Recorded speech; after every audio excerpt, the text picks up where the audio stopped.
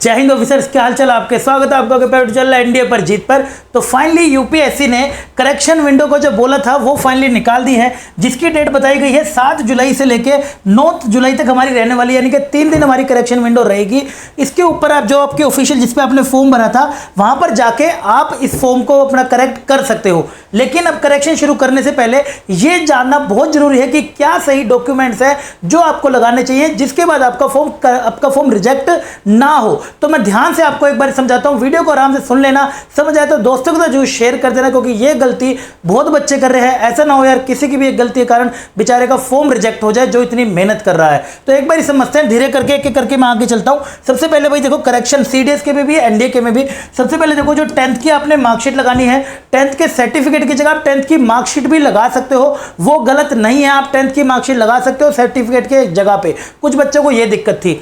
Certificate number की बात करें तो ये हमारी 10th की मैंने सीबीएसई बोर्ड से करी थी, तो वहां की मार्कशीट है, तो मैं सीबीएसई बोर्ड की तरफ से दे रहा हूं। यहां पर आपको सीरियल नंबर दिखेगा, जो वहां पर आपसे वो सीरियल नंबर मांग रहे हैं ना, वो यहां पे आपको दिखेगा। या फिर सर्टिफिकेट नंबर जो मांग रहे हैं, सर्टिफिकेट नंबर जो मांग रहे हैं वो यहां पे आपको दिखेगा। डन। आपसे जो आखिरी में वहां पर डेजिग्नेशन ऑफ अथॉरिटी मांगी गई है वो ये होती है डेजिग्नेशन ऑफ अथॉरिटी। उसके बाद आपसे पूछा गया है बोर्ड का एड्रेस क्या है। जैसे कि ये सीबीएसई है तो आप एड्रेस सीबीएसई दिल्ली लिख सकते हो और अपना काम खत्म कर सकते हो।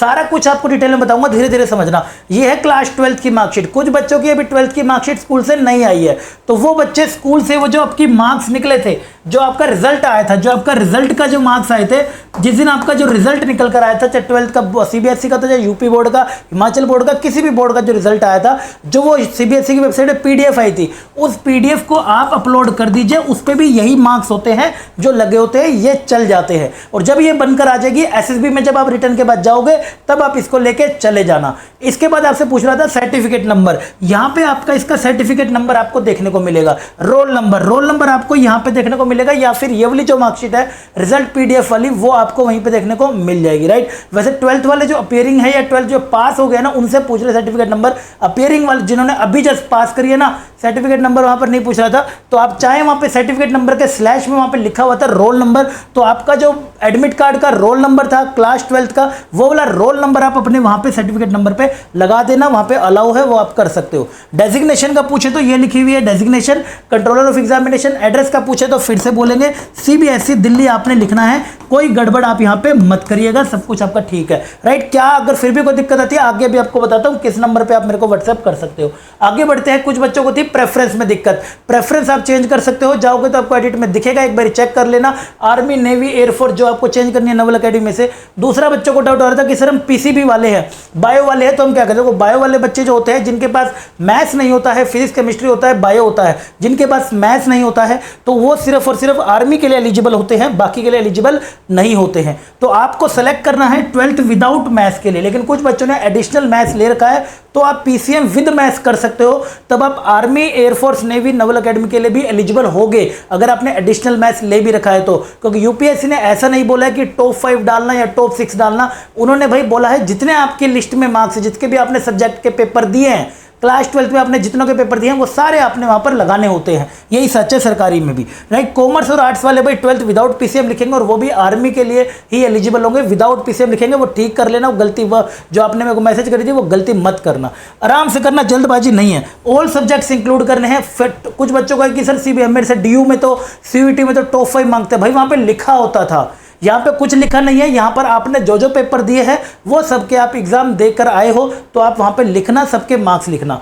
दूसरी बात, ओबीसी सर्टिफिकेट को लेके बहुत ज्यादा चिंता रहती है बच्चों को। ओबीसी सर्टिफिकेट में देखो लगाना है आपने सेंट्रल वाला, याद रखिएगा सेंट्रल वाला लगाना है। लास्ट 6 मंथ्स का होना चाहिए, जरूरी है। अगर अभी तक आपका नहीं बना है या लग रहा है कि अभी भी नहीं बनकर आएगा इतना जल्दी, तो आप ओल्ड वाला अपना लगा दो या फिर स्टेट वाला ही लगा दो। अब हम क्या कर सकते हैं, ओल्ड वाला लगा दीजिए या बेटा स्टेट वाला लगा दीजिए। अब गड़बड़ है तो है, क्योंकि 3 दिन के अंदर तो बनेगा नहीं, और अभी भी चेंज नहीं करोगे तो फिर गड़बड़ हो जाएगी। अगर जनरल से फॉर्म भर दोगे तो आप हमेशा के लिए फिर जनरल ही काउंट हो गए यूपीएससी के लिए। क्योंकि अगली बार जब आप एनडीए का फॉर्म भर रहे होगे तब आपको बाकी चीजें एडिट करने का ऑप्शन नहीं मिलेगा, सीधा एप्लीकेशन आएगी, वहां पे फॉर्म अप्लाई करना है एनडीए का और आपका एप्लीकेशन हो जाएगा। तो आप जनरल हो जाओगे। जितना अभी तक हमने एसएससी की वेबसाइट पे देखा था वैसे ही रेफरेंस पे यूपीएससी वेबसाइट बनी है।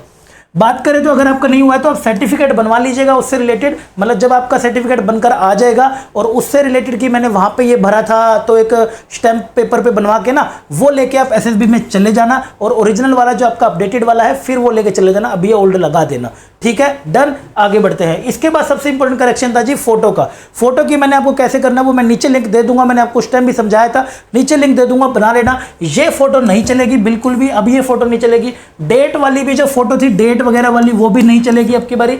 आपको इसको क्रॉप करके कुछ इस प्रकार आपको बनाना पड़ेगा। कुछ इस प्रकार आप इसको देखेंगे तो आपको दिख रहा होगा, यहां तक मैंने इसको क्रॉप करा है, बिल्कुल गर्दन तक, यहां तक आपको इसको ऐसे क्रॉप करके चलना पड़ेगा ताकि एटलीस्ट 75% फेस आपका दिखता रहे वहां पर, अगर हम बात करें तो। उसके बाद सिग्नेचर आपने सिंपल व्हाइट पेपर पे आपने ब्लैक से करने हैं। याद रखिएगा यहां पर आप बैकग्राउंड भी ना, आप बैकग्राउंड भी आप व्हाइट रखिएगा तो उससे आपका जल्दी एक्सेप्ट हो जाएगा फॉर्म, कोई दिक्कत नहीं आएगी, कोई भी परेशानी नहीं आएगी।